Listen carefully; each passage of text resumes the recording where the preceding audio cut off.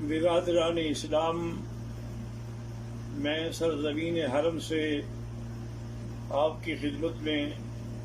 ایک پیغام اور ایک ندا پیش کرنا چاہتا ہوں۔ خصوصی طور پر میرے پاکستان انڈیا کے احباب مسلمان حضرات جو ہیں، اور اسی طرح امریکہ کے نیو یارک اور نیو جرسی اور اس کے علاوہ بھی جتنے یورپ میں ہیں، ان سب کی خدمت میں سب سے پہلے تو میں دعا کرتا ہوں کہ اللہ تبارک و تعالی اس وائرس کے عذاب کو پورے عالم سے، پوری انسانیت سے رفع فرمائیں اور اپنی مخلوق پہ رحم فرمائیں۔ اور دوسری بات یہ ہے کہ اللہ کا ہمیں یہی حکم ہے کہ آپ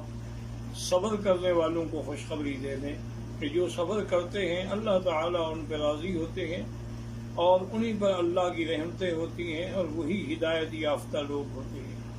اور دوسری بات جو حضور پاک نے فرمائی وہ یہ ہے کہ کوئی بھی بلا، کوئی بھی عذاب جو ہے وہ ایسے نازل نہیں ہوتا مگر ہمارے گناہوں کی وجہ سے۔ تو جب ایک گناہ انفرادی ہوتا ہے اور ایک گناہ اجتماعی ہوتا ہے کہ جب دنیا کے اکثر لوگ جو ہے وہ فحاشی میں اور یعنی میں، بے حیائی میں مبتلا ہو جائیں، تو پھر اس قسم کے عذاب بھی عمومی آتے ہیں۔ اور کبھی لوگوں پر ظلم کرنے کی وجہ سے بھی عذاب آتا ہے۔ اب آپ دیکھ لیں کہ ہم نے کشمیریوں کو 8 مہینے یا 9 مہینے سے لاک ڈاؤن کیا، اللہ نے پوری دنیا کو لاک ڈاؤن کر دیا ہے، تو اب آپ اس کا کیا حل کر سکتے ہیں؟ اور دوسری گزارش یہ ہے کہ میں اپنے تمام مسلمان بھائیوں سے اپیل کرتا ہوں کہ وہ گھبرائیں نہیں بلکہ اللہ کی طرف رجوع کریں، اور ہر مسلمان 2 رکعت نماز پڑھ کے، کیونکہ یہی میرے آقا کا عمل تھا کہ اذا حضبہ امر بادر الی الصلاۃ، جب آپ کو کوئی مشکل پیش آتی تو فوراً آپ نماز پڑھتے، اور اس کے ساتھ ایک تسبیح درود شریف، درود ابراہیمی جو نماز میں پڑھا جاتا ہے، اور ایک تسبیح یا حی یا قیوم برحمتک استغیث، اور 3 تسبیح لا الہ الا انت سبحانک انی کنت من الظالمین۔ یہ اگر آپ پڑھتے رہیں گے تو انشاءاللہ ساری دنیا سے بھی یہ عذاب ٹل جائے گا اور آپ پر بھی کبھی یہ عذاب نازل نہیں ہوگا۔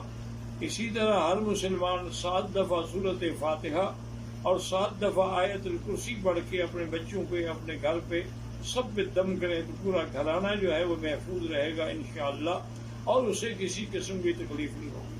اور دوسری بات جس نے مجھے یہ پیغام دینے پر مجبور کیا وہ یہ ہے کہ مجھے یہ بڑی باوثوق ذریعے سے خبر پہنچی ہے کہ ہندوستان میں بھی مسلمان مرنے کے بعد نعوذ باللہ اپنے مردوں کو اسلامی طور پر دفن کرنے کے بجائے کافروں کے حوالے کر دیتے ہیں،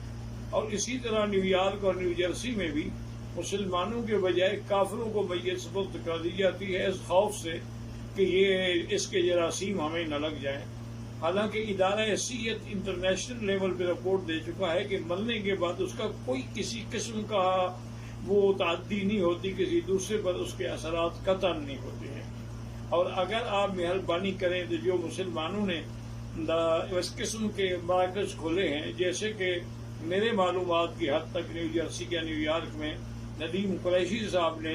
ایک بڑا اچھا قسم کا سینٹر کھولا ہے، اور جس میں اس نے عورتیں بھی اور مرد بھی تمام علماء کو رکھا ہے، اور وہ شریعت کے مطابق غسل دیتے ہیں، تجہیز و تکفین کرتے ہیں اور پھر ان کا جنازہ پڑھتے ہیں۔ تو آپ لوگ اپنے مسلمان مراکز سے رجوع کریں اور کافروں کو اپنی میتیں دے کر اپنی اور اپنے مذہب کی اور اپنے اسلام کی ہرگز توہین نہ کریں۔ اور آخر میں دعا کرتا ہوں کہ اللہ تبارک و تعالی تمام عالم انسانیت سے یہ عذاب رفع فرما دیں۔ اللہم انک عفو کریم عظیم تحب العفو فاعف عنا۔ اللہم انا نسألک العفو والعافیہ ودوام العافیہ والشکر علی العافیہ۔ اللہم انا نسألک العفو والعافیہ والمعافاة الدائمة فی الدین والدنیا والآخرہ۔ اللہم انا نعوذ بک عن البرص والجنون والجذام وعن سیئ الاسقام۔ یا اللہ یا اللہ یا اللہ، ہم عاجز ہیں، ہم کمزور ہیں، لیکن تیری مخلوق ہیں، تیرے بندے ہیں۔ تو جانوروں پر بھی رحم کرتا ہے، خنزیروں پر بھی رحم کرتا ہے،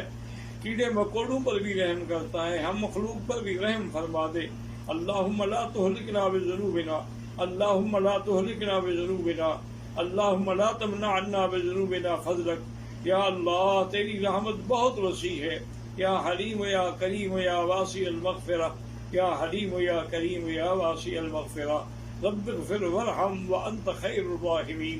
رب اغفر وارحم وانت خیر الراحمین، یا اکرم الاکرمین، یا